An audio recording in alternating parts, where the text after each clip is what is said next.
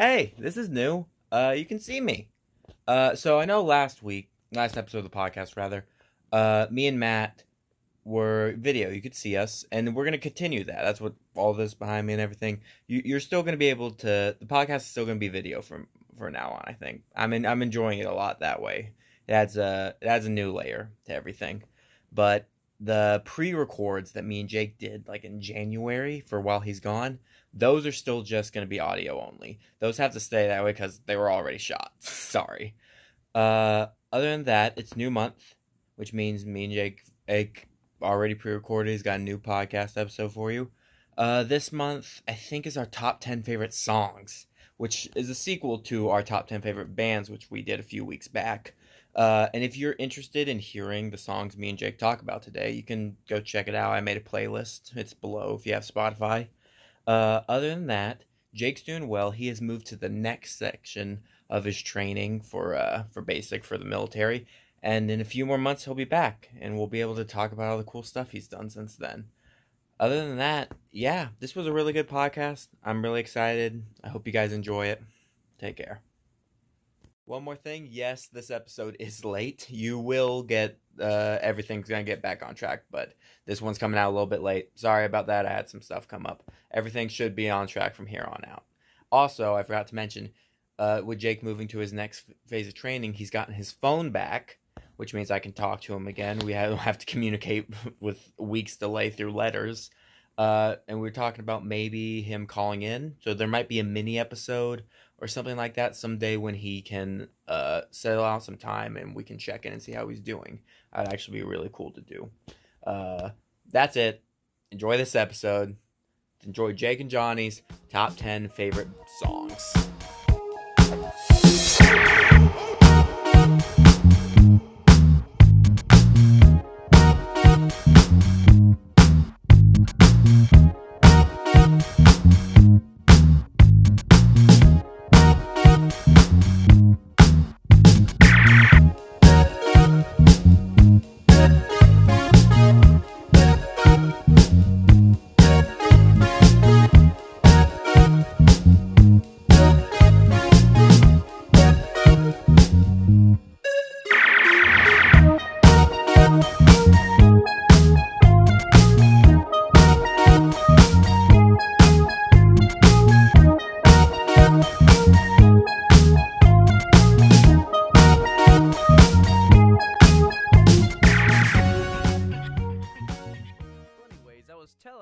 You're too ugly to play in my show.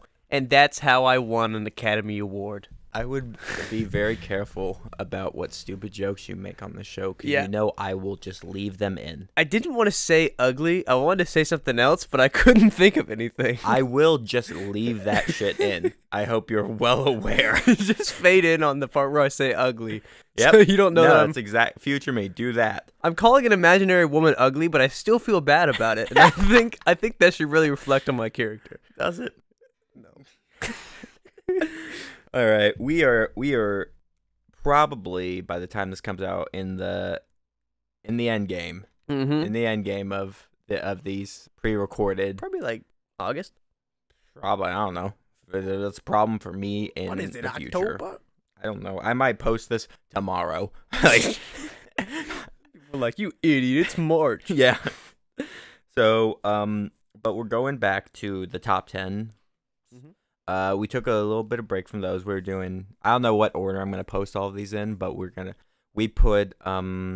doing some general discussions, and they were good. They were all right. But I do kind of like the top 10 format that we've been doing. So we decided we kind of do a sequel. I'm going to mute my phone now. We decided we would do a top 10, kind of a sequel to our top 10 favorite bands. We did our top 10 favorite songs today. Mm-hmm. And you had a much harder time coming up with this list than I did. I told him he made me pick between my children. And it's like, I still am not completely satisfied with my list, but I don't know. I'm at least, by this list, you're going to understand, like, my music taste and how it's all over the board. But, like, Yeah. I also had a couple honorable mentions, and I think what I'm gonna do Yeah. is I'm gonna have you send me your list, and then we'll just throw all these into a playlist, and I'll link that below. Yeah, I need a fat honorable mentions Yeah. section because I have a lot that I that I really I had a handful, and some of them are kind of stupid, but I like them anyway. Yeah. Who wants to go first?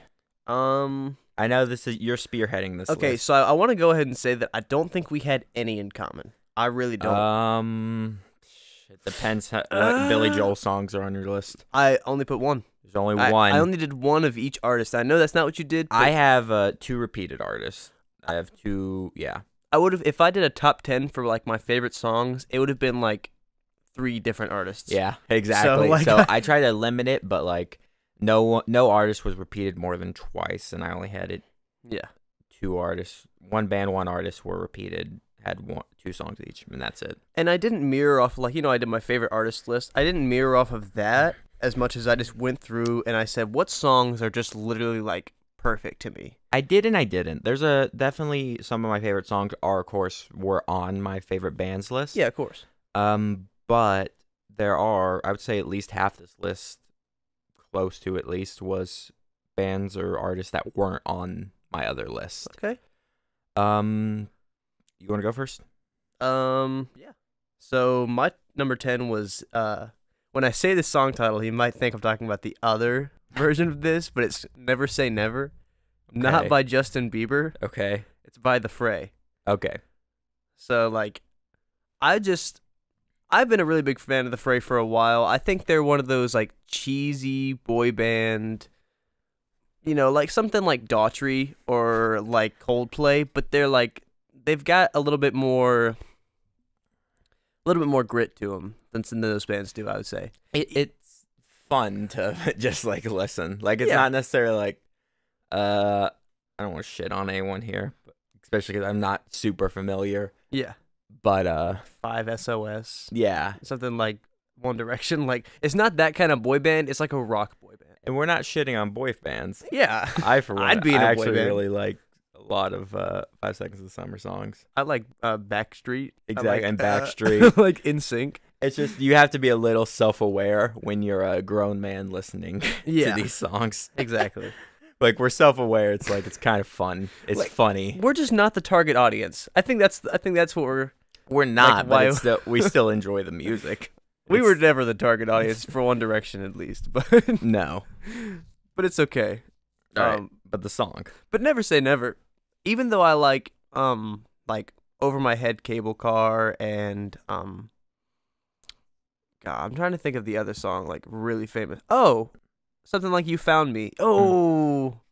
Is that taking me? Yeah, now that I said that, This list was hard for you. Like, it was I know very it hard was for you. very My like list it's took, killing me. It took me about 20 minutes to come up with mine. I was just like, Yeah. and not to think that I didn't put effort into it, I did, but I knew it's like these are the songs that like either have a strongest emotional connection to or like I just enjoy the most. You know what? I'm gonna replace Never Say Never with You Found Me. Okay. Because Never Say Never is more repetitive to me now that I'm thinking about it, and You Found Me just has like a really driving tone to it.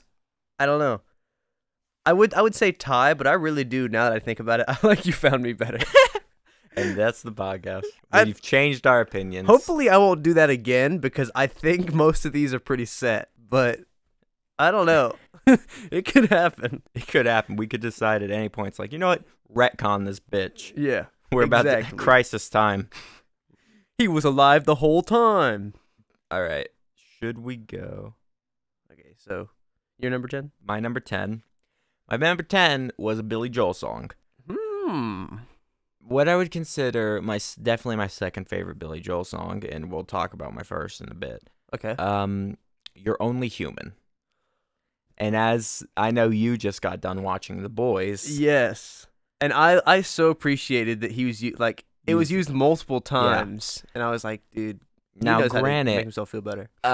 You're Only Human is a song I'll listen to like pretty much any time I'm beating myself up. Yeah. Because it's just that kind of it's that kind of song where it's like even though I may be down and a little self-loathing a little bit, Yeah.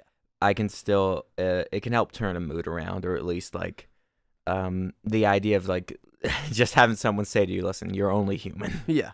You're gonna have to deal with heartache. What's the other line? You're gonna have your fair share of mistakes. Yeah. Like those are the kind of lyrics that I can listen to and be like, you know what, you're right. Thank you, Billy Joel. Yeah.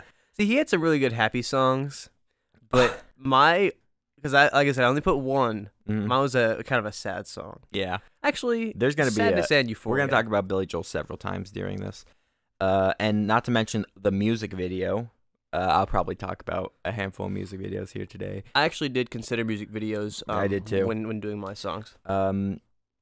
You're Only Human's music video of the guy like on the edge of the bridge and Billy Joel's just there. Yeah. Like as dark as that is, I kind of find it a little bit funny. Yeah. He just But I'm walks up like- with the harmonica. Yeah. Like, I'm here to save your life, kid. And And he just- that like Raphael style trench coat yeah. that was real popular. He had like the hat. He looked like a He's just doing homeless a dance. person from a movie. Like Yeah.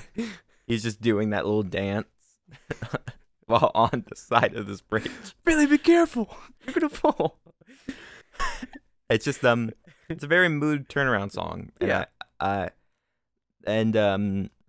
You'll notice a pattern in my list of songs that like will strike a certain emotional chord or have Mhm. like some significance to me as a person. Yeah. And we'll definitely even get to that even with my number 9. But before that, let's Yeah. jump over to your number 9. Number 9. My number 9 was a Goo Goo Dolls song. Okay. And you know me, I like the one-hit wonders. I like the things that Mhm. like, I don't like those obscure songs. A lot of songs I like are like greatest hits of all time.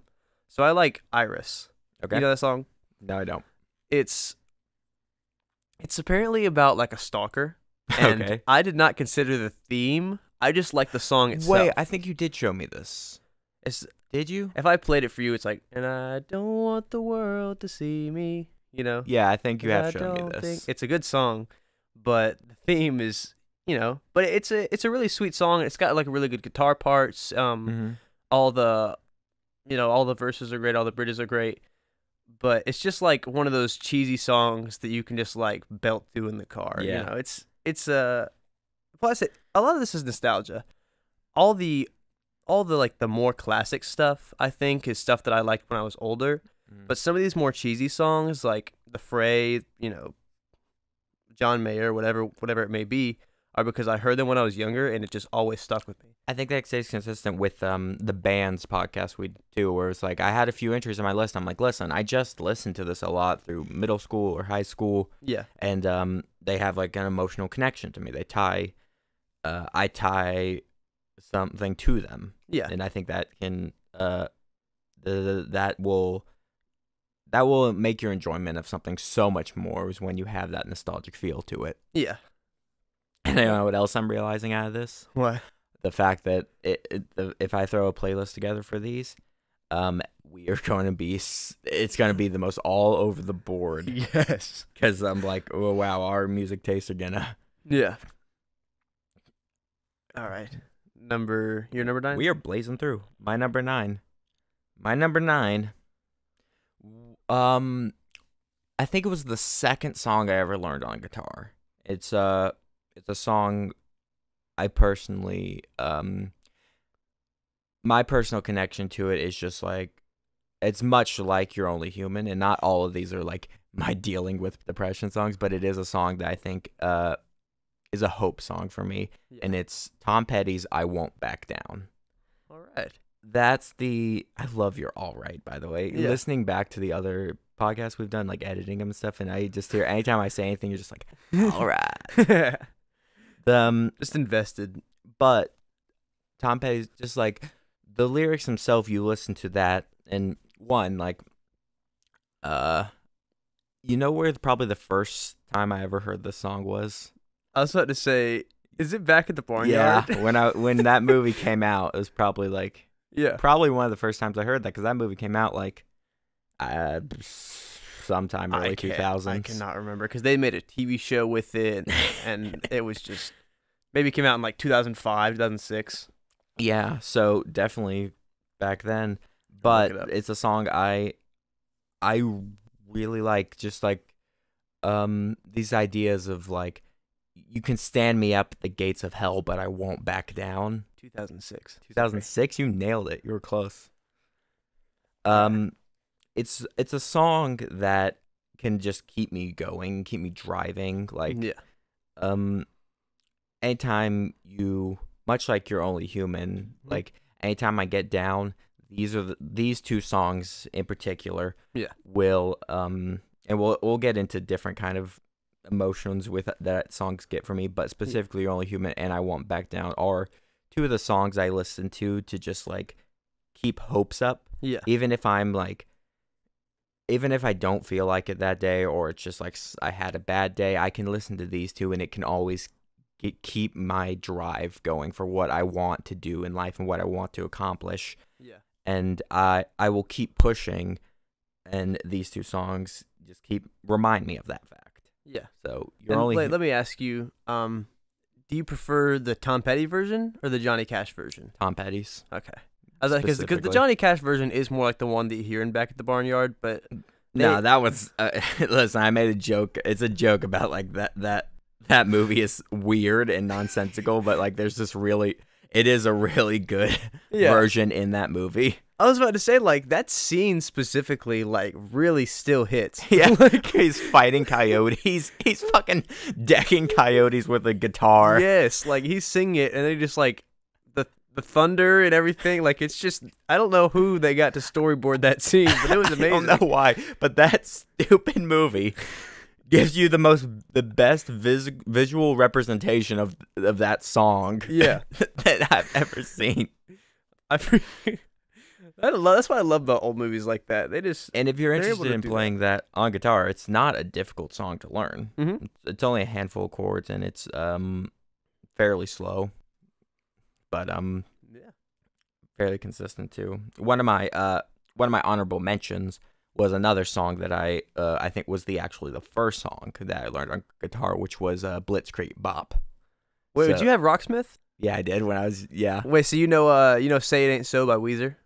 I don't know that one. That one's on my honorable mentions. That's one of that game is really good if you're trying to learn, but like when I was actually like trying to learn these things like beyond just that game and stuff, it was like those were the two I was like I want to fully know how to play these. Yeah. All right, let's get to your number 9 or 8 9 8 9 8. Okay, so my number 8 it changed spots on my list because I wasn't sure how to feel about it. My number 8 did that too. Yeah, I don't know why. It's just kind of like 8's a good number for if you like a song more than like your bottom two, but it doesn't really compare to some of the ones you feel. Yeah. So my number 8 is Dreams. Okay. Which is a really good song to end up at the bottom of my list, but it's not necessarily that I like love this song and I listen to it all the time. I had a very specific thing I did with this song. So like I was sort of doing a cognitive test while also like wallowing in my regrets. Oh, sorry, Dreams by Fleetwood Mac. Okay. So like I was kind of training myself to go to sleep better by I would make like a routine. Every night I would go to bed, and right before I'd get into bed, I'd turn on that song and only play the one song, not listen to any of the music. Just turn on that one song, turn it off, and then go to sleep.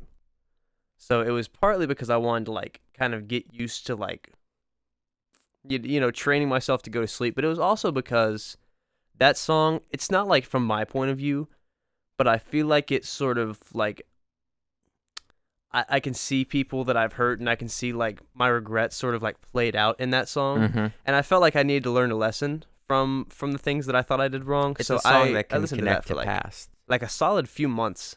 I don't do it anymore, but it's just like I needed to sort of reflect on that, and that was the way I did it.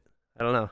So it's just like it's a song that means a lot to me, and obviously it became famous because that guy on the skateboard was drinking cranberry juice and listening to it. But that was when it became famous was actually the point in time that I was doing that. Wait, I'm familiar with this. What happened?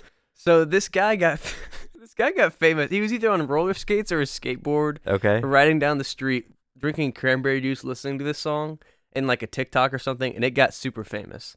Okay. Like everyone was like parodying it. It was a very short span of time, but for some reason it got really big. Even Stevie Nicks like acknowledged it. But it was like that was when I was doing it, so I was like, dang, these people don't even realize how deep How deep this goes, like man. they don't understand the pain. But no, it means a lot to me in that way.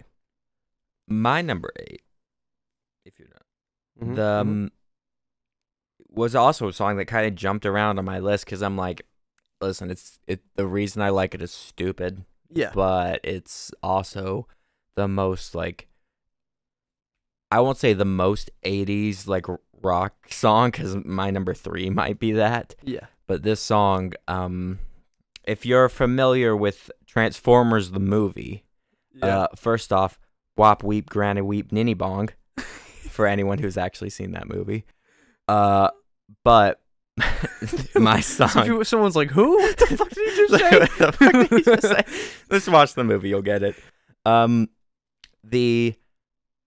The song is Stan Bush's "The Touch." It's like it opens up with that. You've got the touch. You've got the power. Yeah. And it is like one of those like ridiculously over the top 80s songs. I say so far you got some pretty inspirational songs on your list. Where yeah, for real. And this song, I guess you're right because even in this song, it's like when all hell's breaking loose, you'll be right in the eye of the storm. Yeah. It's the this song is just like, if you've seen the music video for it, where it's got intercuts from that movie, Yeah. and then all of a sudden it's like his guitar during the solo just starts like leaking electricity, and then he finally strikes down and it just shoots a laser. Just like it doesn't happen at any point. It's only for like a second. It's like, oh, pew! It's not even like a consistent beam. It's just like a Star Wars blast. Like a pew! It's just one It's like a tiny little yes, it is. Snickers bar sized laser just hitting you in the face in the middle of the In the song. It's a kind of a good workout track too. I could see that. You're like you're right. I've been doing a lot of these inspirational Yeah. songs but this is a song that's just like it allows you to like just relish in what it is, where it's Yeah. like you're allowed to just like the style Yeah. oozing those bright neon colors and all the like the Transformers, which is where I know this song. I knew this originally from. Yeah. It's just like the most 80s thing possible, and I find it. Yeah.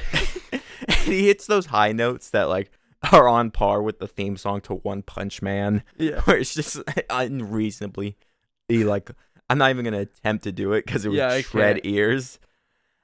It's a fun song. It's a fun song. Go listen to it. So now we're at number 7. You're number 7. This is a song that I actually haven't heard in a while. Like, I listened to it this morning because, like, obviously I had it on my list. But when I saw it, I was like, dude, why does Spotify, like, because they, like, will not play a song for, like, months. Mm-hmm. And they'll play the same few songs, like, within a few hours of each other. Mm-hmm. So I'm like, Spotify's shuffle function is, like, completely broken.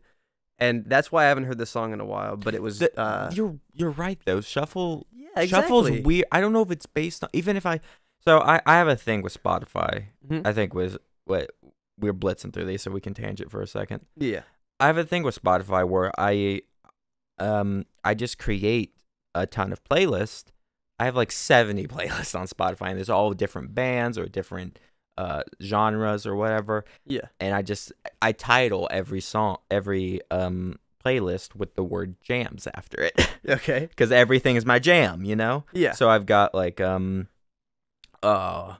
my mega playlist of all my jams, which is like every song that I'm really into. Yeah. I've got, of course, like my Def Leppard jams, my Skillet jams, my Queen jams, Yeah. or if we're getting into, we got like my rockin' jams, Yeah. video game jams from soundtracks and stuff. And anytime I click on a playlist that has more than like 20 songs in it, it seems to only ever play like 3. Like, Yeah. initially. And then it will go play a radio based off one of the songs. I don't know if it's based off an algorithm or whatever, but Yeah. like it seems like the easiest way to do this, Spotify would just be like, I'm pressing shuffle just like assign a number value to these songs in the playlist and then roll a dice. That's what I was thinking. I don't understand why. I don't understand what it does, but it's just like it's obviously not. And sometimes I think it's like within a certain time period I've saved the songs, because it'll play songs that I've saved fairly recently. But if I scroll further down the list, it'll start playing older songs. Because I've got like, hundreds of songs. If so I had maybe to- it's like getting overloaded or something. I don't. If I had I've to never known. guess, it's probably along the same lines of what YouTube does, where they're just trying to keep you on their platform for the longest amount of time. So there's probably some kind of algorithm based on the amount of time you spend listening to a song, That's what I'm kind of thinking too. Is which I don't know if that would favor like the songs I'm into, like Rush songs that are like between 11 and 20 minutes long. yeah. That's what bothers me is I feel like if I skip a song, it's not gonna it's gonna stop playing it as much. Yeah. So like sometimes I do that on purpose. I'm like, okay, I don't want to hear this. I've heard this song way too much recently. Let me skip it so it'll stop playing it as much. But then I won't hear it for like months. So it's like I have to be really careful what I skip and what I. It's weird. Non-Spotify users, do you have this issue? Does iTunes do this or Yeah. SoundCloud? I don't know what other people use. This could just be like an issue in general with music apps. Yeah. But I just feel like it needs to be at least acknowledged. The one more thing I want to add about the Touch is I've talked about Jonathan Young being one of my favorite musicians. He did a version of the Touch that is metal as fuck, and it's awesome. So go check that out too. Dude, but what were we talking about? Your number 7? Oh yeah, number 7 is "Daughters" by John Mayer. Okay. I said I remember this when I was little, but it still really holds up. Whether it be because of the guitar parts or whether it be because the lyrics really.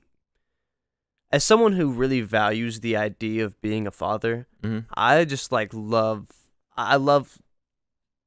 because John Mayer himself was known as a womanizer in the music community. So I'm not saying that he specifically is the best person to talk about what we should be doing with our daughters, but I don't know. I think the lyrics are very, very sweet, and I just think it has a really good tone to the entire song. Mm-hmm. All right. I really appreciate it. Decent song. It acknowledges the fact that, like, what your parents or what you do to your kids or what your parents do to you has an impact on how you will treat others in the future. It shapes everything about you. Yeah. You know? It's like those childhood connections really, like, will transform, will turn you into, like, the type of person you are. Yeah. And, like, to put that in a song is really cool. Yeah. All right, we going to my number 7? Yes. My number 7 is Photograph, not Nickelback. not the Nickelback song. I wanted to get a Def Leppard song in here. Okay. And my favorite Def Leppard song is Photograph. Okay.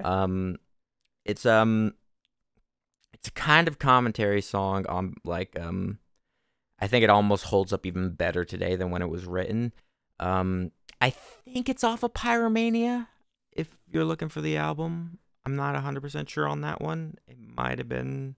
I think that's right. I think it is.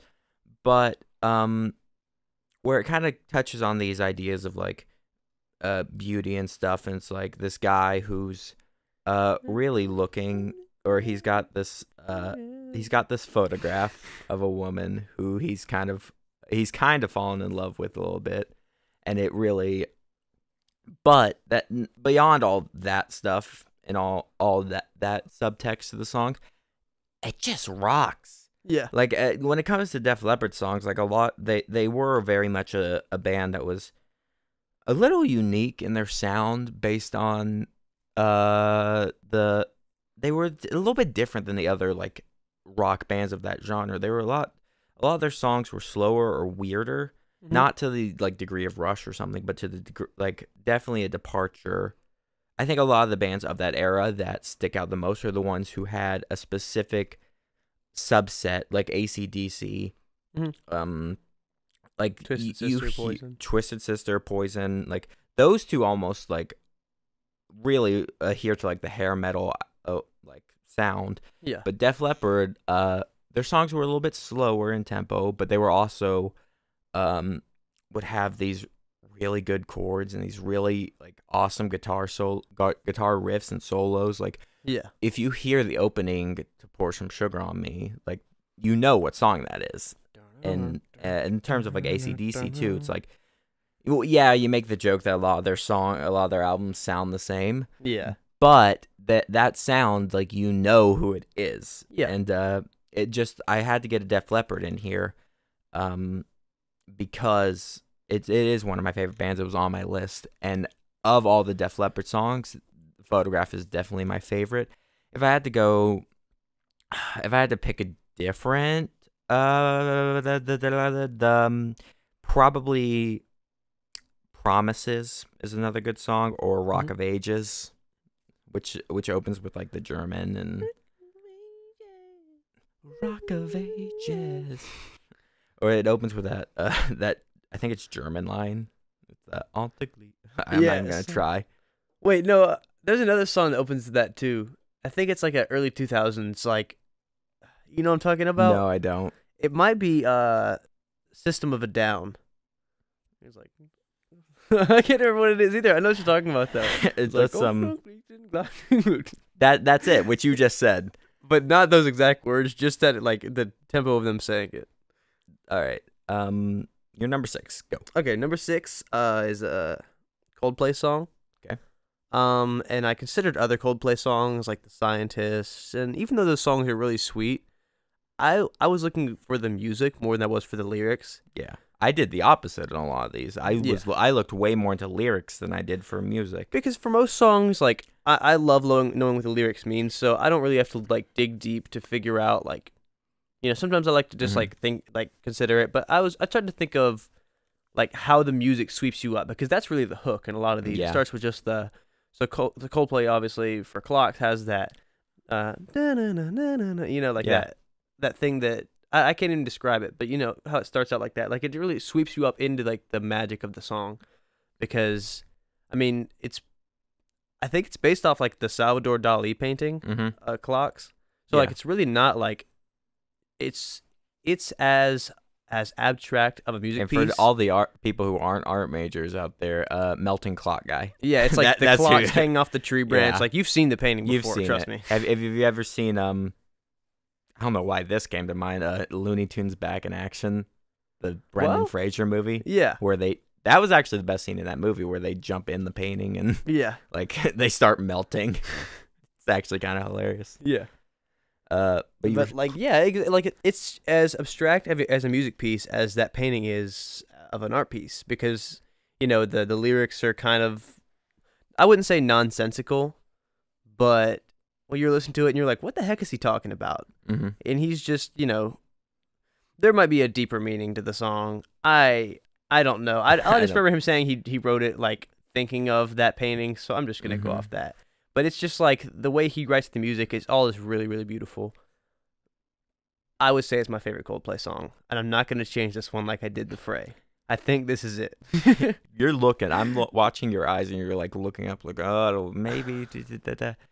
This was a hard list for you, because you listen to a lot of music, like more than me, and I am on Spotify pretty much any time I'm not actively doing something else. Yeah, and when I'm doing other things, I'm listening to music while I'm doing it, or a podcast. Yeah, because nostalgia has such a big hand in like the stuff that I listen to, because I listened to a lot of different music when I was younger. You know, my dad listened to country, my mom listened to alternative, early 2000s stuff, and my stepdad listened to rock, and it was like, it was all over the place. Yeah. So now I just like, I'm expanding and finding new stuff while also looking back to try to find old stuff. Mm-hmm. So these songs like Clocks and Iris, Never Say Never, you know, whatever else that I could talk about, like, it has a lot of meaning for me, and I'll show it to people, and they'll say, "Oh my God, I haven't heard this song in years," and I love that. Like, I relish in that. And this goes back to what we were talking about with the way you chose songs versus the way I chose songs, where lyrics were much more important to me, and I think that reflects a lot of our personality, where it's like I'm much more into like the writing, like the arc that these songs will tell, or how. But I think with music specifically, you can affect a real person, the person listening's arc, in the way that their mood can change, or the way that the emotions that your song will convey or make people feel. It's like like you can make someone cry Yeah. pretty easily with a 2-hour movie. Yeah. But to do that in a 2-minute song is even more impressive, and it shows the power of music. And like, Yeah. and when you, especially if you you use music in your story or in your movie or something. Like, of course, I always have to bring it back to movies. Yeah. When you combine those two elements, it makes something beyond magical. It makes something that like will last forever, and like, Yeah. it's just one of the great things about music. That's what I was thinking about acting wise, is like you said, like you like the writing and you like the story of it all. Yeah. And What's you all know me, I love mean, like the man? emotions. Like, What does it all mean? oh my god, Getting all emotion. getting all emotional, It's filling insane, out the hero's bro. journey, man.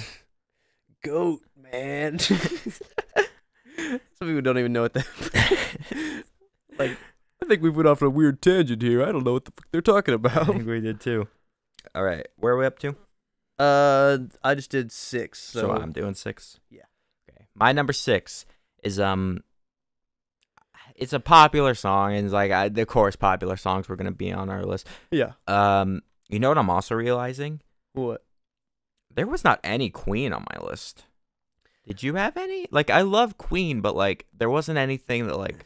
Yeah, I did the same. Like, I love Queen. I love Like Elton John, but I just didn't. I'll add Brighton Rock as an honorable mention because that is my favorite Queen song. Like, I was either gonna do Your Song or Saturday Night's All Right for Fighting for my Elton John song, but I really just couldn't fit it. Like, it's definitely, those both are my honorable mentions. But for Queen, God, Killer Queen, Of course, Bohemian Rhapsody, like Bohemian Rhapsody, everyone likes, except that one dude who's just like, I don't get it. It's nonsense. It's like, yeah, that's kind of the idea. Nothing really matters to me. Yeah. You know? Idiot, shut up.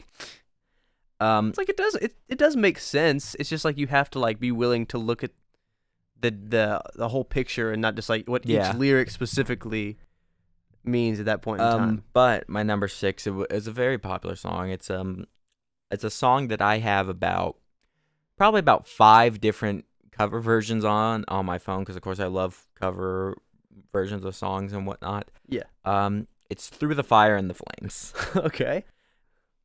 Let's just point this out. It's the most, I love like complex, like overly complicated, like rock music, of course, and stuff. Yeah. And Through the Fire and the Flames is like the most complicated and crazy sounding, like guitar solos and riffs. Yeah. Like there's a minute long guitar solo in the middle of the song. It's like 7 minutes long. Yeah. And it's one of those things where it's just like from the opening to the end, it's just like it's impressive that like anyone is able to play this song. Yeah. And something is like and when I listen to, of course it's another like I guess it's another great workout track. Because it's like, of course, we carry on Through the Fire and the Flames. We carry on. It's like, and it tells like it's another thing I love, which is fantasy, where it's like kind of tells these like Lord of the Rings style like fantasy like battle type deal. Yeah. It doesn't, but it portrays that kind of imagery in my mind, and it is the amount of calories I have burned to that song in particular. Is amazing because it is just a song that keeps you going, and the beat is so quick to it. It's like if you get into it, especially while like running, you're going further and faster and harder than you initially thought you were. You know. Okay. So respect. Fire and the Flame. Like me, I like to listen to like AC/DC and like. Justice League Unlimited theme song's good when you're working out. So is like the Captain America song from the movie. Like, just a lot of those like instrumental. I actually use a lot of Blake Neely's like the stuff he did for Arrow. A lot of that is really good because it's like the violin and string pieces like or like whatever else so it really works when you're just trying to push yourself or trying to run. Also, 2 of my favorite cover musicians, both Jonathan Young and Family Jewels, have done cover versions of these songs, and they're both pretty awesome. I would go check those out. I got it. I got So to. you need a sponsorship. I like their music like a lot. Like they're really good musicians. You're like, I don't even need a sponsorship. I just do it. Yeah. No, I'm gonna talk about shit I like. Yeah. But if they would sponsor you, they're also they're also on YouTube and stuff. They ain't sponsoring shit. that's one of the reasons that I've completely committed to wearing Calvin Klein's, because I believe if I keep doing it, if I stick with it, maybe one day I have the chance to have a Calvin Klein sponsorship. And this is when you find out that like Calvin Klein has like slaves in like a random in some country, and they're sewing your underwear together. I will completely disown them if that happens. But so far, they're comfortable and stylish, and please sponsor me. All right, stop trying to get milk money, you greedy bastard. What's your number 5? Got them socks made of silk money. I'm sorry. Hotel California. Okay. Now, I had to make room for this song because I knew it was one of my favorites, but I had so many that it was hard. But I knew it had to make my top 5 because that's the song that in elementary school, this is the song that I called my favorite song. Yeah. Until I discovered Billy Joel in like 7th grade and the Green Day, and Let's we should also bring up the debate we've had about Hotel California and the thing I've brought up to other people. Yeah. And I implore you to go and help me with this experiment, but just walk up to someone you know. Yeah. And ask them, what is Hotel California about? And every single person you meet will have a different answer to that question. I really think I can decipher why like everyone thinks it's different is because it like if you break it up into like the simplest things that are happening in the song, somebody ends up somewhere without planning on it. They get swept up in how good it feels in the moment, but then when they try to escape, they're trapped. It is a story circle essentially. It's like you've entered a new realm. You then acquire what you wanted, but if it comes at a price, and then you are thrust into your needs change or in somewhat, or your character change, and then you come out of it or you don't. Yeah. Now here's the reason that I think it's hell. And so here's the thing: me and you have different. Me, you, Matt, other people I've worked with. I've asked everyone, what is that song about? And every single person has a different answer. You think it's about hell. Yeah. I think it's about heroin. Matt thinks it's about a brothel. It's all of these. Someone else I've talked to thinks it's about like the Hollywood lifestyle and like what it portrays. And someone else told me it's like, well, didn't the guy who wrote the song say he was just trying to do like a weird Twilight Zone episode as a song? Yeah. And I'm like, oh, come on. So it's just every single and if that's the case, no wonder everything is different, because everyone has a different reasoning for that song. Yeah. Because if it is like this kind of Twilight Zone-esque storytelling, you could derive whatever meaning out of it. Yeah. But like specifically the lyrics that made me think that it was about hell were first in the beginning where he's talking about being drunk, driving down the highway, and then seeing lights, and then suddenly he's at a hotel. Okay. What I think happened was he died in a car crash and then ended up at Hotel California, and he didn't realize that there was a transition. And then he says, "Please bring me my wine." And the man says, "We haven't had that spirit here since 1969. And I was like, okay, in this song, of course, was made since like it wasn't made recently, so it was made like what 1970s, possibly 1980s. Yeah. So like they haven't had that wine there for years. Wine specifically is a religious. Yeah, it's used in a lot of biblical or because it says like it's religious imagery. Obviously, like that has the comparisons to the blood of Jesus Christ, and 1976 was when Hotel California was released. And different ceremonies and stuff. But I just think it makes sense because they're stabbing a beast. They're programmed to receive. Okay, like this is why I think it's about heroin. Let's take about the stabbing the beast, stabbing your arm. Okay. Or you're looking up at the mirrors on the ceiling while you're on the bed. Or and then, of course, it takes a turn towards the end of the song where it's like you're running for the door or whatever. It's like, okay, maybe he's ODing. Yeah. it's such. Well, here's what I think in that moment. I'll even argue for your point.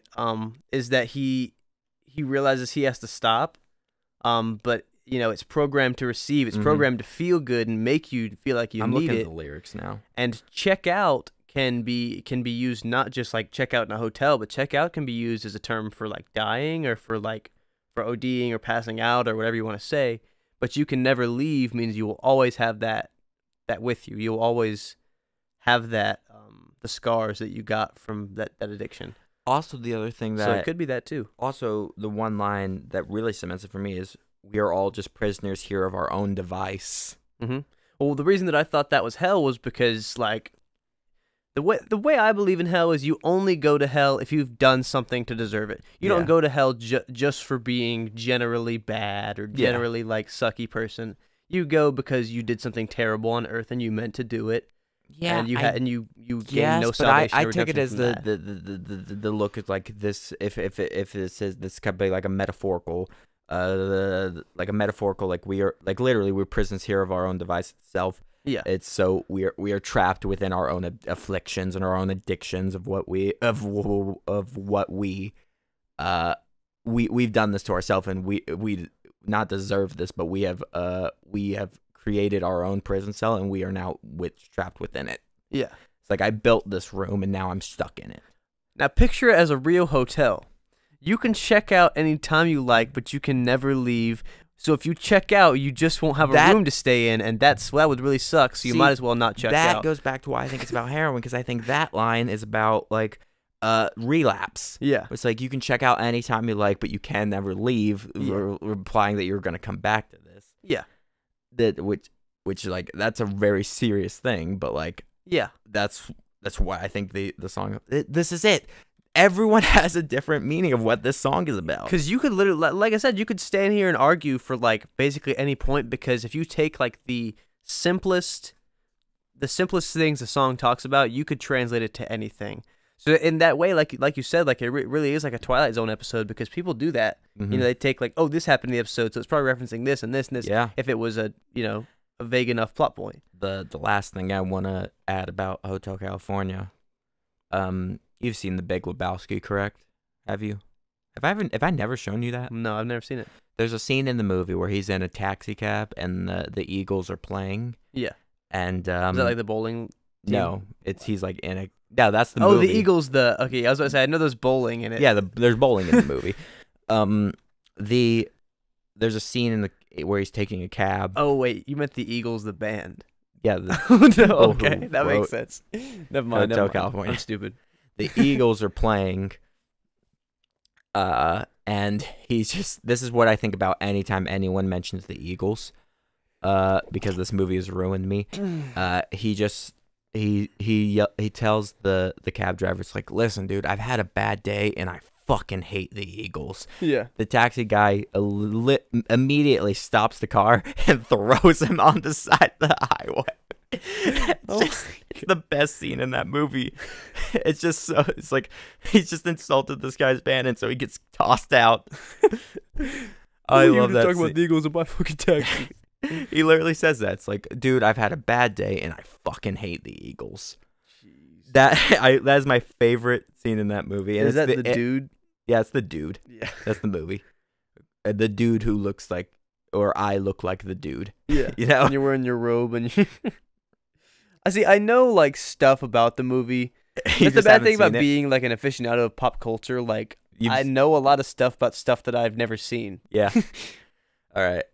But that's what I think about anytime anyone mentions the Eagles, because that movie has ruined me. And now I've passed that curse on to you. Thank you. All right, so now you're number 5? That wasn't even one of my songs, and I was tangenting so hard. No, I mean, it's because we have had multiple conversations about that song, but it had to make it onto my list. It had to make it onto the podcast. All right. Number 5. I'm going to bring the room down here. Oh, not really, because they're very happy songs. They're songs that I think have... These two songs and my number 2, I think number 5 is a tie between two Skillet songs. Skillet was like one of my big middle school bands, and they're very good for working out. They're a very good band. If you do if you are a religious person, or if you're not, you can enjoy their music, even though they are a Christian rock band. They still their songs really can apply to anyone, and they don't try to force a message. They just let you. It's there if you want it. If you don't want it, you don't have to worry about it. Yeah. I think that's a very good way to do this. Is the way to do that kind of stuff. But these two songs don't have a lot to do with religion or anything. It's Those Nights and American Noise. Those Nights is a song that I listen to anytime I want to remember my friends. Anytime where literally I'm gonna pull up the lyrics real quick, but it is a song very much about like remembering the good times you had with friends and stuff. That's not wrong artist. Google lyrics like ba ba ba ba ba ba ba ba. We listened to the radio play all night. Didn't want to go home to another fight. Through all the hard times in my life, those nights kept me alive. Yeah. Those are the kind of lyrics within the song. And I think it's something you can relate to, where it's like if you have, no matter what your struggle is, whether it's at home or whether it's with yourself, like, it's very much, your friends can help you through that. And it's like they kept you alive. They kept you. And as someone who has dealt with their fair amount of depression or stuff, like the things that kept me going was always like the people I chose to surround myself with, and the people like you, Jake, that I consider my friends. Yeah. And we'll get even more into this in a bit, but vice versa, American Noise is a song that kind of deals with like, it opens with just all this racket of just like jackhammers and like radio static and just like all this, like if you're walking down a loud city street, and then it goes, you hear like it just stops with like a door slam, like you entered your apartment or whatever. Yeah. And then you just hear like a cassette tape and like the buttons on a stereo getting pressed, and then it's just this and then you just start hearing this piano, and it completely drowns out everything. And it's such a good painting. It creates such a great scene in a few seconds of that track. It's off of the Those Nights is off of Comatose album, I think, and then American Noise is off of Rise, which is probably my favorite album of theirs. Mm-hmm.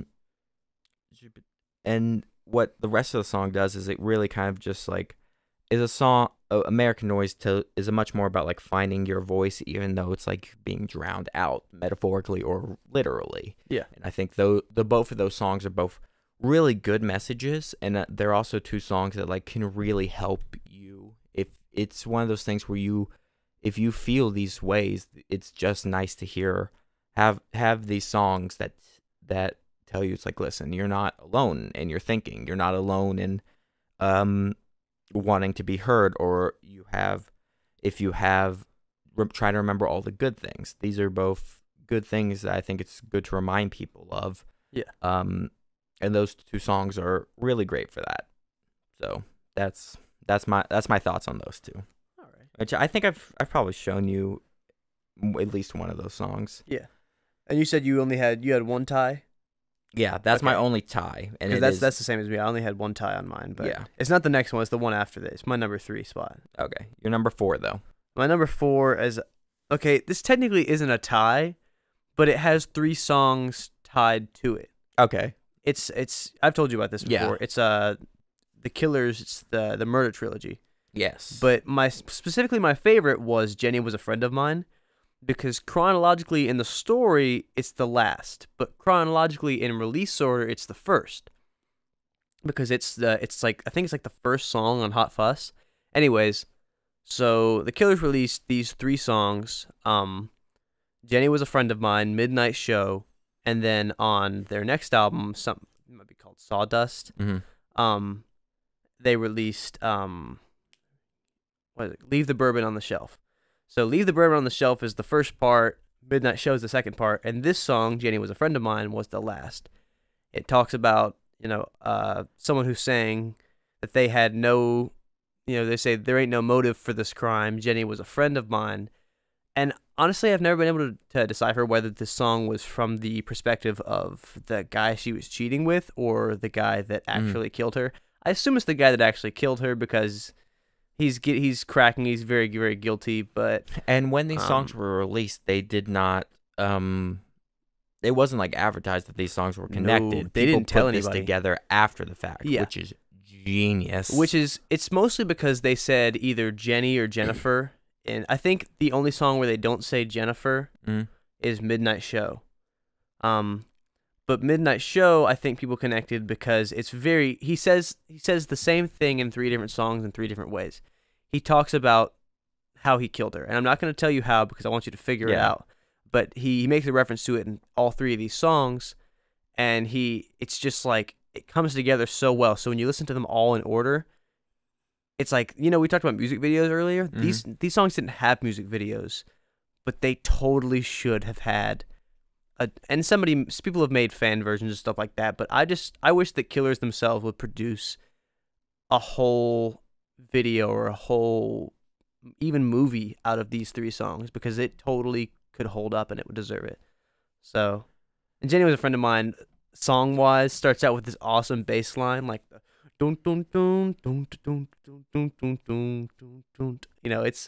It's literally it's such a satisfying song to listen to. But make sure to listen to them in order because it's what's the order? Remind people. So the order is Leave the Bourbon on the Shelf from Sawdust, and then Midnight Show, which is the last song on Hot Fuss, and then Jenny Was a Friend of Mine, which is the first song on Hot Fuss. And I might be wrong about the order on the album, but either way, you're going to find both those 2 songs on Hot Fuss. Sorry, I just realized I did something on my list. But there is one more tie on my list. While you're doing that, I'm going to look up and make sure that I'm right about the album. Yeah. Okay. But my number 4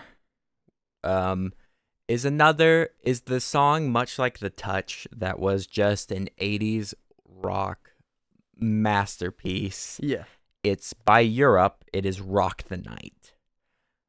And if you know me, you know that very much those words alone sum up pretty much my personality, where it's like just rock. Rock the night. And that song, it's how I wake up in the morning. It's my alarm tone. It is just a good way to start your day and get you hype. This song is hype, and it's just like where it's like you hear it's like rock now, rock the night. Yeah.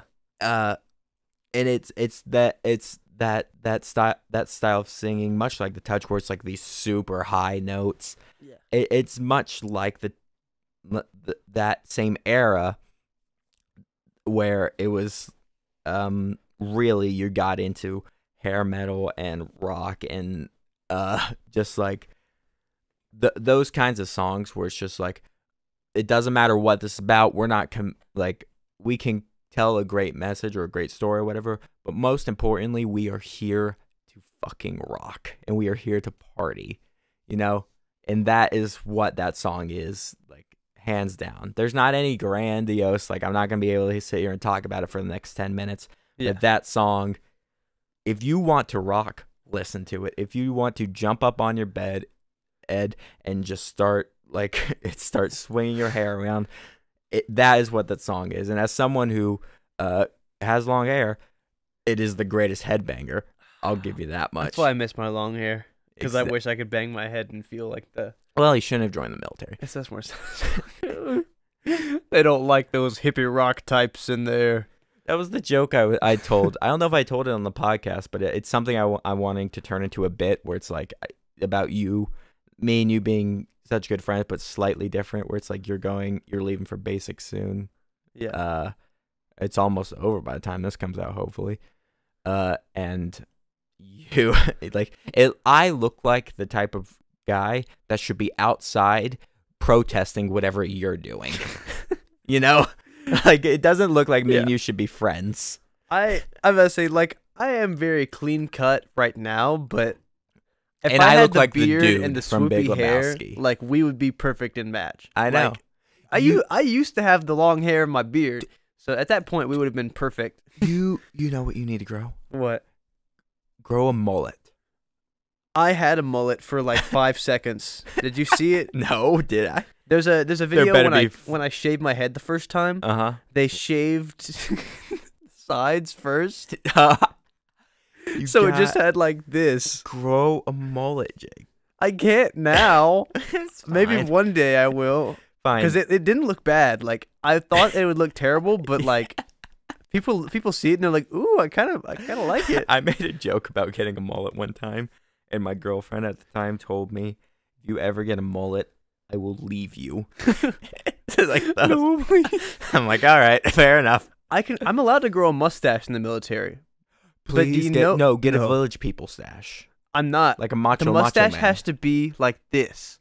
It is like the like most a Hitler lame. stash. What are you doing? Like it can't leave the corners of my mouth. Okay. So it can only be this long. So I can't have a Fu Manchu. Like obviously, I wouldn't have that anyways. But it's just like it looks so lame that I'm just like get the Macho no. Man, or the Randy Savage, I think those are both too long the Village People. because it has to be like I basically know. like pencil cut. Like what's that one actor? Oh, I can't remember his name. Okay, not pencil cut, but it has to be like very thin and can't leave my lip, Yeah, my upper lip. And I can't have anything down here, so it's just gonna be a mustache. just a So mustache. I'm not doing that. Get like a Mission Impossible, the one with Henry Cavill. Yeah. Get like the super bushy, Okay, that like one. upper lip. I think it'd have to be more clean cut than that, but I could, if I could grow that thick of a mustache, The Ron I could have Swanson. something like that. Or the guy from Anchorman, Ron Burgundy. Ron Burgundy. Ron Swanson has. Yeah, it's the Yeah. same mustache. I think that's too long too, though, because his goes like right here. Damn it. I know, like like I said, the guidelines are just so like I just don't like it. I don't think I could grow a mustache like that, and it wouldn't look good. So I'm just staying away from it. Wait, why do we? We're on to mustaches now. Where did we get here? Oh, okay. Wait, no, never mind. I remember. Because of Brockton, right? It's like hello. Okay, wait. Are we at my number 3? We're at your number 3. This is my tie. So I knew that Justin Timberlake had to be on my list. I said, but I like. So, in my junior year of high school, I listened to Cry Me a River like a lot. Like a lot. Mhm.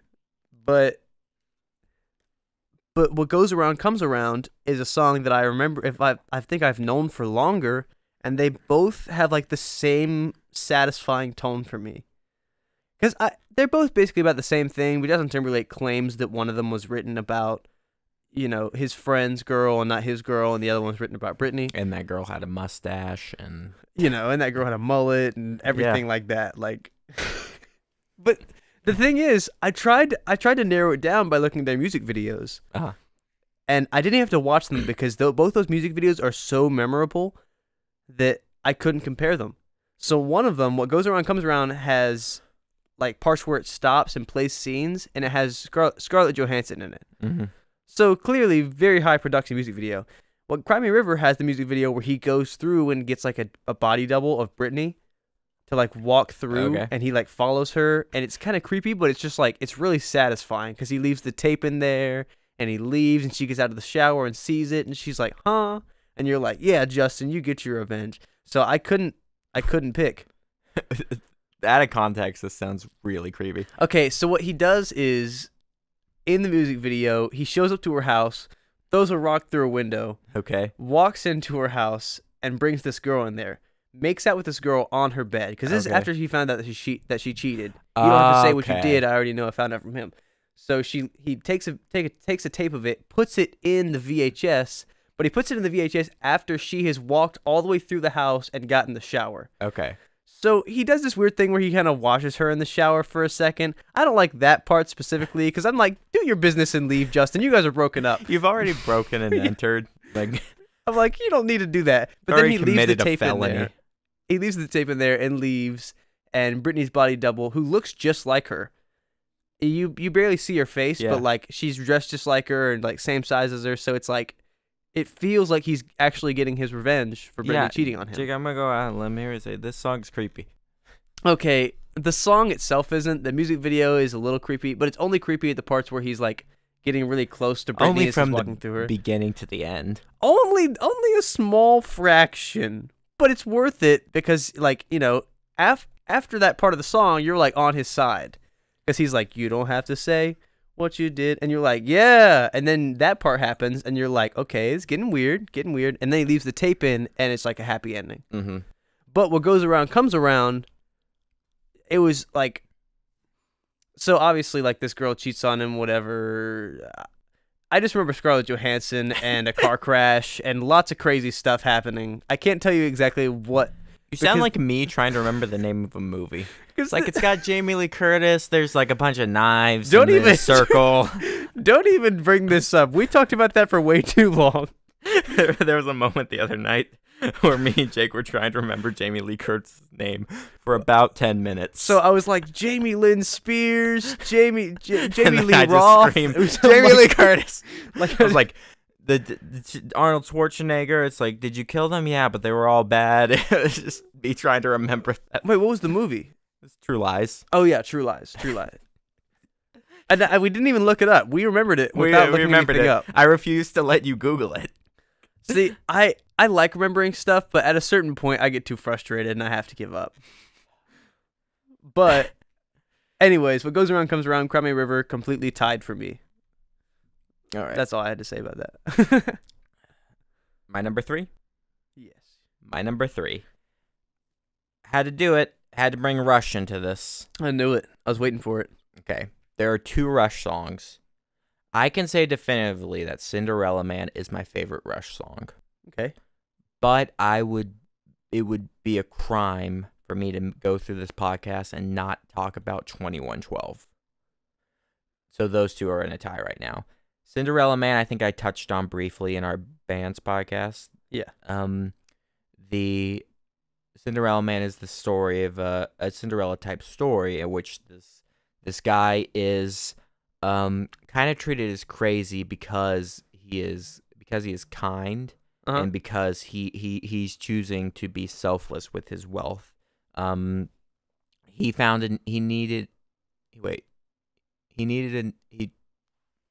What's the lyric? It's gone. But he oh geez, why is it gone? I listened to the song so much. Hold on, Cinder. I want to get this right because it like. There's also a movie called Cinderella Man, which is what Google is trying to get me to look at, which is not what I want. Have you ever seen that Rob Schneider movie? What is it called? He had a need to discover a use for his newly found wealth. Okay. What are we talking about Rob Schneider for? I'm sorry. There's a movie where he like there's a girl in the movie and she turns into him and I don't know what movie this is. But Cinderella Man is definitely, it's got it mixes a lot of a genre where it's like kind of there's these moments with an acoustic guitar and then these moments of shredding the electric, and of course Neil Peart's drumming, which is always insane. yeah. It's definitely I think it's the song that can very much you get the vibe from it of like, oh yeah, these are themes that can parallel even today, where it's like, what's wrong with using your power or your money or whatever? What's wrong? What's the problem with using it for good? Yeah. You're so used to it being used for evil that when this guy is like, is using it for, he looked into the eyes of the hungry, awakened him to what he could do. In betrayal of his love, awakened the face of cold reality. Like, Rush songs sound like written poetry, like with their stuff, and it's one of those things where I will sit there and read them like novels. And the Cinderella Man, doing what you can, they can't understand what it means. Cinderella Man, hang on to your plans, try as they might, they cannot steal your dreams. That is by far my favorite Rush song, and it is I wish I wasn't stumbling over my words so I could give it proper justice, but the song I can talk the most about is the 20-minute rock opera known as 2112. If I ever have 20 minutes to spare, like if I'm waiting or if it's I'm just need to kill time, I throw on, if it's specifically in that 20-minute range, which happens more than you think. Yeah. Especially when all your clocks are set 10 minutes ahead by accident. Whoops. The 2112 is what I put on. For those unfamiliar, it is a song that is composed in about basically 5 different songs, but they're all one song. It from the beginning, it shows this future of the year 2112. Yeah. 2112. The world's kind of been taken over, or in this 1984-esque new regime that's kind of controlling everything. Yeah. Called the temples, or we are the priest of the Temple of Syrinx. They very clearly are. It is a very 1984-esque future. Yeah. But it's centered around the fact that music is what is being suppressed, as opposed to like information or knowledge. That it goes further down that rabbit hole, and it shows this one guy who finds a guitar. Yeah. I think it's even called Discovery in one of the parts. But he's learning, and he's so excited. It's like, look at and he takes this guitar to the priest and is like, look what I have found. Look at our world could use this beauty. And when he presents, it's like, yeah, we know. I think it's sort of like, yes, we know. This is nothing new. It's just a waste of time. Yeah. Enough of your ancient ways. The way we do things is fine. Something along those lines. Yeah. If you want to go, there's a great breakdown of the whole song on Rush's website. Of each part. So, Overturn, Temple of Syrinx, Discovery, and then Presentation, where she presents it to them. The Oracle, where he starts to see what this world is without music. He was fine before he knew what it was. He was fine once he discovered music, though, and the fact that it was like, wait a minute, this is a thing that we need. This is good. This is good for us. And then he finds out, and then that is taken away. It gets very depressing, and it gets very dark very quickly, and it eventually coalesces towards the end with this kind of in a way revolution type deal against the temple. Yeah. And the way it's a great commentary on just like how important art is to our society, and the fact that like artists have always been the people who are they've always been the ones separated from society or ostracized. They're always been the ones they're the ones that are going to propel society, because they're the only ones who aren't allowed to be a part of it. Yeah. And when it finally coalesces in the end of the song, where it's like, you think it's like, oh, they're gonna make things for the better. It doesn't. The song ends with a message going out from it's just these blaring alarms, and you start hearing, attention all planets of the Solar Federation, we have assumed control. And it's just that on repeat for like a solid 30 seconds.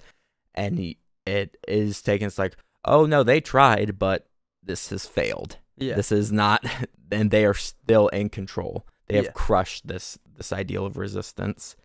It's hands down one of the most beautiful storytelling things I've ever seen. In the fact it's like, you would think it's like 20 minutes though. It's like, but it needed 20 minutes to tell that story. That's how long it needs to be able to tell all of this, because it doesn't just tell it with lyrics. It tells it with the music. You get the highs and lows of these characters' emotions, or the chaotic nature, or the joy, or whatever they're feeling throughout, or the curiosity, even the fact that you can convey these complex emotions with chords and with drums and with all these different instruments.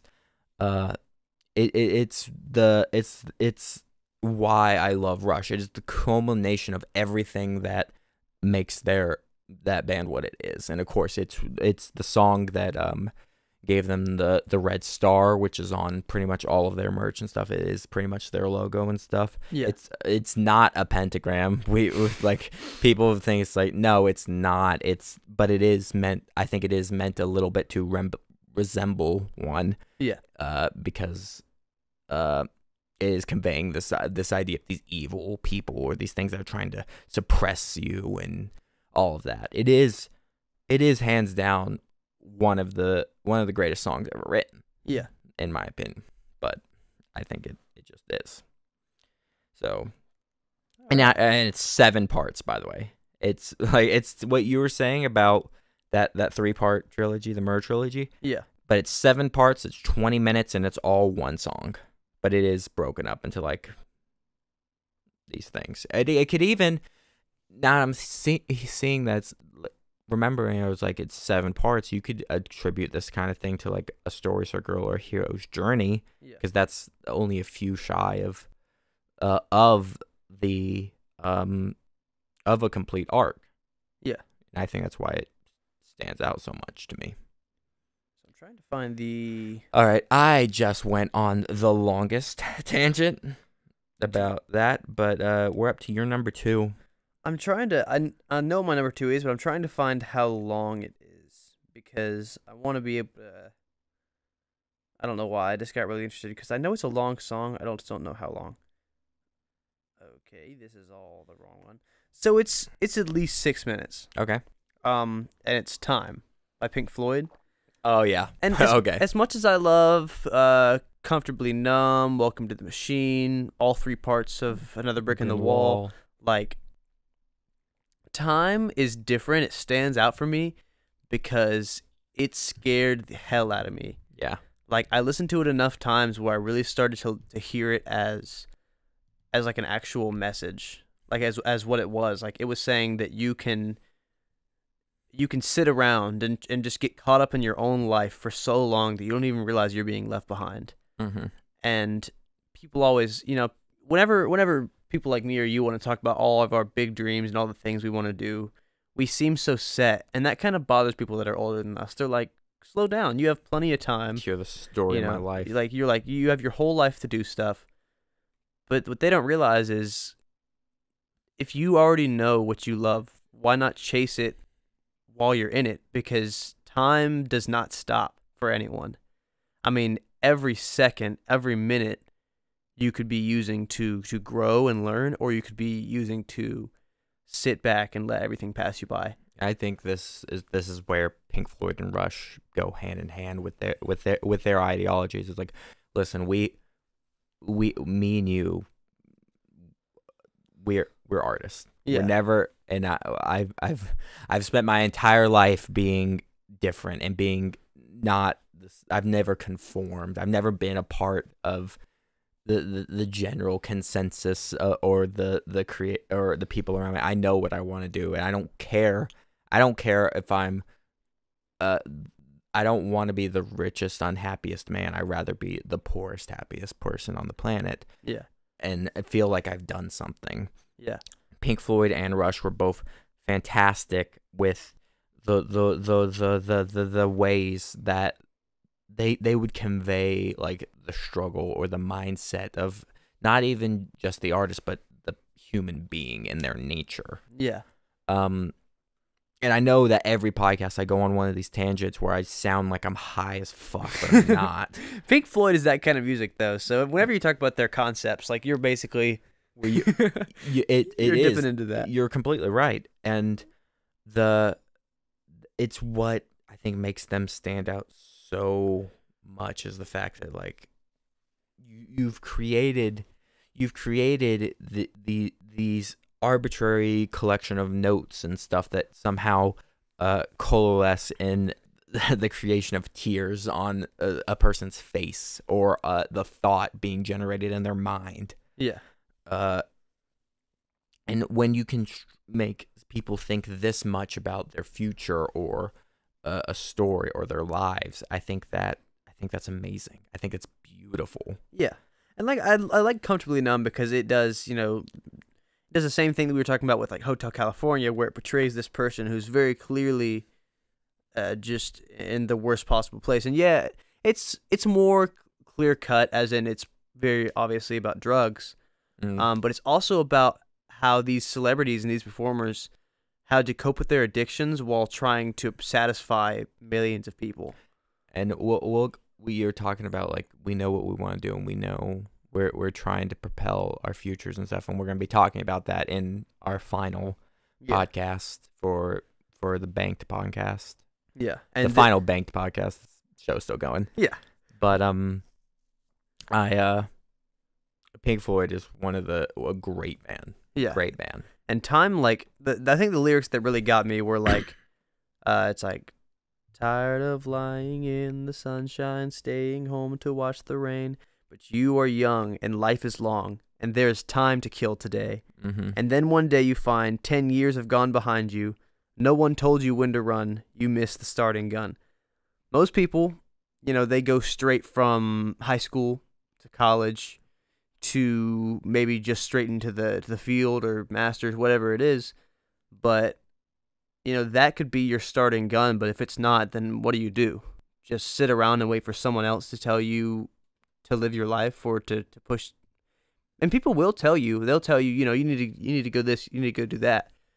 But sometimes those people aren't telling you what's best for you. They're telling you what was best for them or what they think, everyone is so different that you have to figure out where you need to go. You can't expect anyone else to do it for you. So waiting around and thinking you have all the time in the world is just probably never the wisest thing to do. Follow your stupid dreams and follow them now. Even if they are stupid. Even if your dreams are stupid, follow your stupid dreams and follow them now. That's what life is for, just to be kind to other people and to do what you want. Mm-hmm. Just to find a way. Because, yeah, you have to live in a society, but this society is, as much as it's going to push you down, if you work, you can also find ways for it to lift you up. Yeah. You can't just get so sad and so downtrodden because you think the world's against you. You have to make the world work for you. And what's never going to work for you? Time. Came full circle. Time moves whether you want it to or not. And that's what Pink Floyd was saying. You can also say that time keeps on slipping into the future. We're not even to like our number. Yeah, we haven't got to number 2 yet. We're still at number. Wait, oh yeah, I just did number two. So you're my number two. It's my repeated artist, of course. It's Billy Joel. My favorite Billy Joel song, and the song that I attribute to you, Jake. The song that I think coalesces in our friendship, and I think it reminds me of all the good times we've had together, and it's what I want. I want us to continue forever being friends and hanging out. It is, of course, Scenes from an Italian Restaurant. Knew it. Another Coalesce is a lot of what I love. Like, it tells a story, and like you would think it's like, what? Why this song? It's because we listen to this so much together. Yeah, it is like you showed me the song, and it's one of my favorites. It's a song.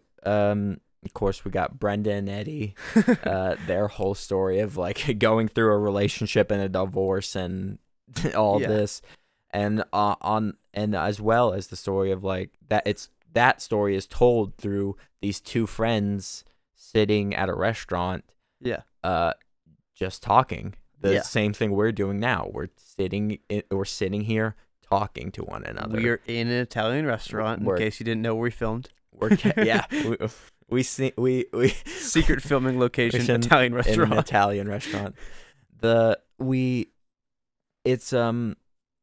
I guess literally it's like so much of the podcast you can even base around. It's like, it's just two people talking, catching up. You know, the whole reason I bring people here is because like, let's just talk. Like, I just like talking to you. Like, it's a pleasant experience. And now we talk, and this song, of course, like it has such a beautiful arc within it of all that, and it just connects with me so much because I attribute so much Billy Joel so much to you, and the fact that you are my friend. There's only one thing in the song that I hope that doesn't apply to us.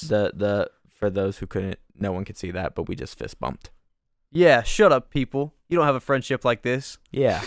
But no, seriously, there's only one thing in the song that I hope doesn't apply to us, and it's that when they meet in the restaurant, They they haven't talked in forever. Yes, they haven't talked for years. And I really do genuinely hope that me and you stay connected. And here's the thing that could very easily happen is like when you go off the basic, it's like yeah. we have some plans in the future that we're going to be talking about pretty Yeah. soon, but it's going to be hard to keep communication, but we are going to do our damnedest. Yeah. But I'm not that old yet. We're not that old. We've just gotten into adulthood, but like I've experienced people who just I think you underestimate our age.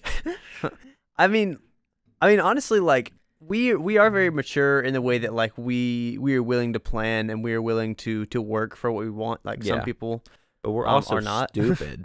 Yeah, we also act stupid and we love stupid stuff. But I know people who are like 50. Did you who not like hear stuff me like go that. on about Transformers for like 10 minutes? But it's just a simple fact that like We're sitting in a room with a giant Pikachu plushie.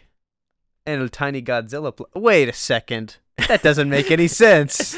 My desk at Godzilla. Tiny Godzilla and big Pikachu make no sense. I just realized that, but it's okay. Um, But anyways, but the point it was is a friendship song, much like Those Nights. It's what I love it. Yeah. And But like we both lived between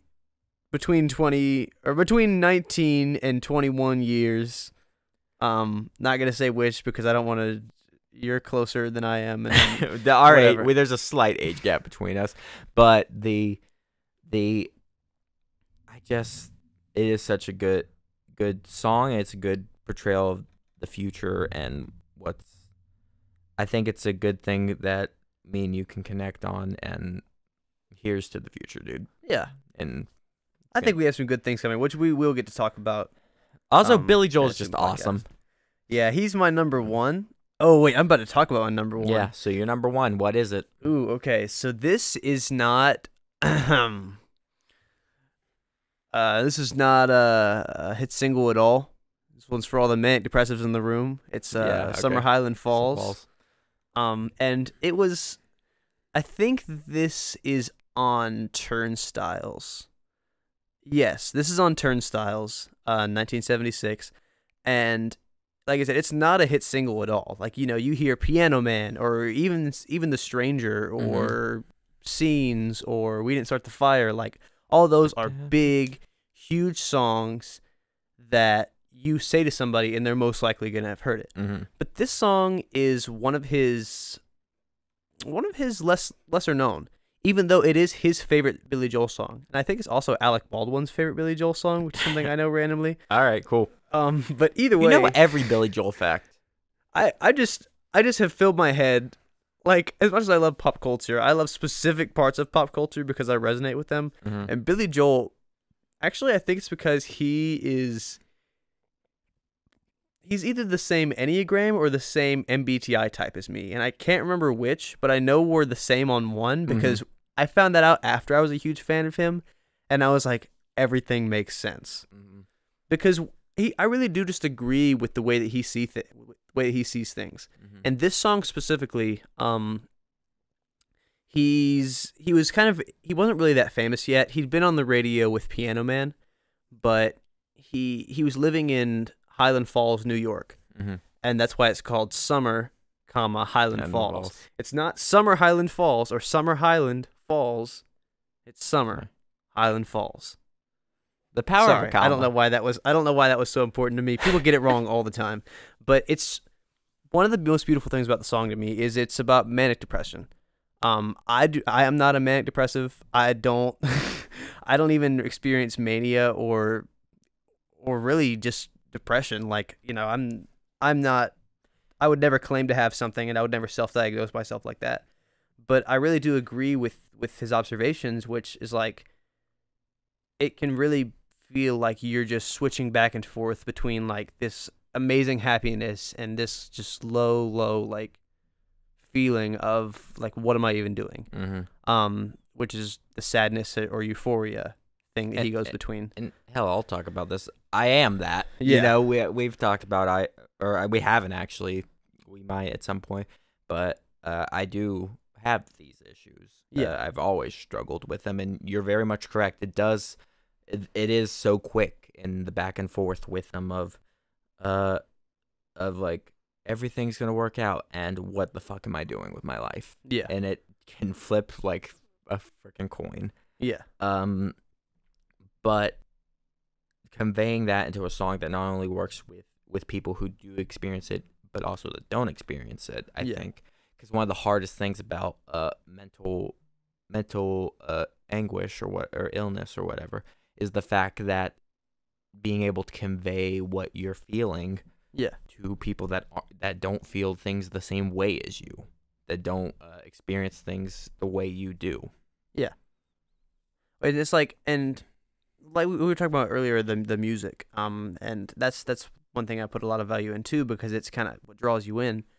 And this song just starts with these arpeggios, and it goes through the entire song of just these up and down arpeggios that he uses, not just because they're pretty, because they really are, but to display that, like like it's a literal musical representation of what manic depression feels like to him, where it's just like up and down, up and down, up and down, and it's beautiful, and it can, you know, I guess to him it can be useful to write songs, but it's not the way, like he would not have chosen to be like that. Much in the same way that with Rush, the way that they would compose their music conveyed a certain emotion. Billy Joel did the exact same thing. Yeah, and I think those are the songs that I respect the most. That, yeah, like a song like Pumped Up Kicks or what is that song called? It's by Pearl Jam. Whatever. There's songs that like they'll talk about like someone dying or someone killing people and sound really happy. And yeah, those work because it's that juxtaposition of the two different emotions. But these songs that paint a picture of what they're talking about with the music are even more impressive because they know what they're talking about. Yeah. And it just shows that they have a really accurate picture of these emotions that they're feeling. If you can display it without words, then adding that on top of it will even heighten it more. That's just like Billy Joel's an amazing piano player because every song that he plays, like the piano just tunes along to it perfectly. Even with scenes from an Italian restaurant where it's like once it changes in the song where it changes from the scene in the restaurant to the story of Brenda and Eddie, you immediately realize, oh, I'm in a different place now. This is a different scene. Yeah. You know?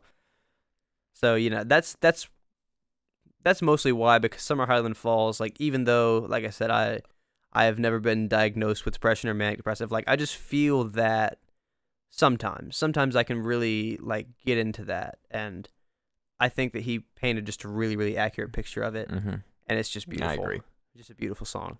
All right. Sad, but beautiful. Sadness or euphoria. Let's end with my number one on a slightly lighter note. All right, cool. And as much as we've talked about like the power of music and stuff, and like the way it conveys, if you struggle with these things and any of the issues we've talked about today and how music has helped, please, we implore you to get help and everything. I have received help in the past, and it is greatly improved, whether it be a professional, a friend, or just something. And sometimes it's just like, don't be afraid to ask your friends for help if you know that you need it. Like, if you know that you've been struggling with something for a long time, then it's like, try whatever you can to get yourself out of that, because no one deserves to go through constant and understand that sadness. Even music can it can heighten both the good and the bad when it comes to these. There are songs I've listened to that I think will help really send me further into depression, but there's also a lot of songs that pull me out of it. Yeah. And I think so be careful. Sometimes I like to like wallow in my sadness. Like if I'm sad, like sometimes it feels good to just listen to a sad song and feel that, because, you know, it's like, it's sort of, I'm at a point where I'm not afraid of the emotions that I feel. Here's the thing: you have a normal brain. If I did that, it would be catastrophic. Yeah, that's what I'm saying. Like I'm in a good place where I can do that and not like your brain throw works. myself really. All right, throwing myself into a pit of despair endlessly. I'm just my number one, playing with it. Phil Collins, Billy, Don't Lose My Number. Okay, I thought you were about to say Coming in the Air Tonight. I was like, or in the Air Tonight. I was like, nope, screw that song. I was about to say like I didn't expect Billy, this Don't much. Lose My Number is this story of a guy who's kind of on the run from the law, and it's even to like the point that the drum beat, you can kind of like imagine in your mind the footsteps of him running. It's kind of at that same pace that you would imagine that at. Yeah. And as someone who, like, anytime I listen to a song, I am imagining the scenario. I am painting the scene in my head. This song, I think, has such a good. It's not like other songs on here where it paints the image for you. This song allows you to paint your own image, give you this own backstory of this character, and it's why I love it, because it was like when I was first getting really into writing and stuff, this is the song that I was like, I can craft an entire short film or scene around this one song. Yeah. And though it gives you these loose little strings of like what it's about, but it really allows you to project what you want onto it and what led this character to this scenario. Yeah. And that's why I would say it's one of it. I'm putting it at the top here, but like the understand that like it's so hard to say what your favorite song is, but if someone has asked me what's your favorite song, I would probably say this one. Yeah, and I'd probably say Summer Higher Than Falls, but it depends on the day. Yeah. Like I could very easily be like, yeah, Cinderella Man's a good one today, or I would definitely say a Billy Joel song, but I just don't know if it'd be, because like I said, I only picked one song for each artist. So if I would have done multiple Billy Joel songs, like it would have been highly populated with. Oh gosh. I love that we capped this, because I started with a Billy Joel at my 10, and you had a Billy Joel at your 1. It came full circle. And we've completed the arc. Which I don't know how to feel about you having a Billy Joel all the way at 10, but you know, it's I also had okay. one at 2. I know, I'm So kidding. screw you. I'm kidding. Only Human didn't even make my list. It wouldn't have been my list if it was top 10. It's a good song, but I like going. I don't know. All for Lane. We've gone full circle in this podcast, so I'm glad you included it though, because it was I had it on my mind. And assuming that I remembered to text Jake and say, hey, send me your song list. There's probably a list at the like down below. I'll make a playlist or something. Please listen, because my honorable mentions are going to be... honorable mentions. Shit. Yeah. Okay. My honorable mentions included, of course, Blitzkrieg Bop, Brighton Rock, Joan Jett's Fake Friends, really good song. A Kiss from a Rose, which is okay, that deserved it. Which is on the which was a song made for Batman Forever, but is like that song's better than the movie. You know, it's a good song. There used to be a great tower alone on the sea. You became. Honesty by Billy Joel is almost made my top. Almost. Desperado by the Eagles. Desperado. Shoot to Thrill, AC/DC. Shoot to Thrill. Good one. Saturday Night's Alright for Fighting. I already said that. Either Lucy in the Sky with Diamonds, I Am the Walrus, or Eleanor Rigby by the Beatles would have made it on there if I had the room. Honestly, my favorite Beatles song is probably Hey Jude. Or no, Back in the USSR. That's definitely my favorite. That's a really good one, but Eleanor Rigby, like, I think it would have been Eleanor Rigby because it has that sort of like Back in the USSR is a great song to rock out to, but Eleanor Rigby is just like, it has that vibe that I love about music where they can just like play with the audio tracks and just make like this layered masterpiece. What else you got? Psycho Killer, Talking Heads, that's a good one. C'était à toi, You Were the One. I like the song. I don't know if it would have been my favorites, but it's an honorable mention. Wham Bam Shang-Lang. That song's awesome. I've got just a few from the Guardians soundtrack because I'm looking through my top songs of 2020. Captain Jack by Billy Joel. Wuthering Heights by Kate Bush. I don't think that would have ever made it on the list, but if you've never heard it, don't just listen to it, watch the freaking music video because you will either hate me or love me for suggesting it. I can't tell you which. Do that. Say It Right, Nelly Furtado. Brandy, You're a Fine Girl, Looking Glass. Dirty Laundry, Don Henley. Somewhere Only We Know, Keen. You have a lot. I'm sorry, I'm just going through. I've got one more. Saying the ones I love. I had to throw a theme song because I love theme songs so much. I think it's such a good. It sets the tone for your show, and theme songs are awesome. Yeah. So I had to throw probably one of my favorite theme songs of all time. The theme to Mystery Science Theater 3000. Okay, speaking of favorite theme songs, I got to think of in the not too distant future, next Sunday, AD. Favorite theme song. That's really hard. If I had to pick the Golden Girls theme song. The Golden Girls. That's a good song. I would also throw up there like Tiny Toon Adventures and Animaniacs. Their theme songs are great. Freakazoid. No, I might actually say the Justice League Unlimited theme song. Because like that. Yeah. Harder to Breathe, Maroon 5. Blue Eyes Crying in the Rain, Willie Nelson. The Chain. No. Replace Dreams on my list. Go all the way back to when I said that and put The Chain. Because The Chain deserves it. Not just because I let wallow in my sadness, but because it's one of the best driving songs, one of the most inspirational workout song, whatever you want to call it. It's awesome. All right. All right. Zanzibar, Billy Joel. Do you want to sing us out to Kiss from a Rose, Jake? Yes.